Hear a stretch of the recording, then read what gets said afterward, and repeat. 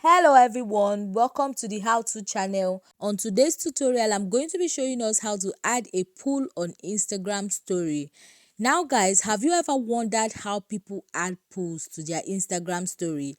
Considering that this is a very great way to interact with your audience, I'm going to be showing you how easy it is to achieve this. Head over to Instagram.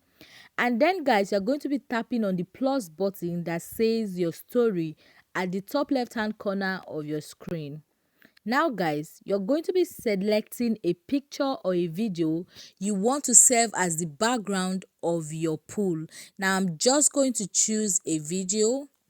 And then guys, when I get here, I'm going to be tapping on the sticker icon. Now when you get to the sticker icon, you are going to be choosing the sticker that says poll. Now just in case you can't find that sticker, you can go ahead and search for it using the search bar. Now because mine is here, I'm just simply going to tap on poll. And now guys, over here that says ask a question. Now you want to type in the question you want to interact with your audience. Now you can also add the answers you would like. So I'm going to be tapping yes, no, and then I'm going to add another option that says maybe. And then when I'm done with this, I'm just going to click on done.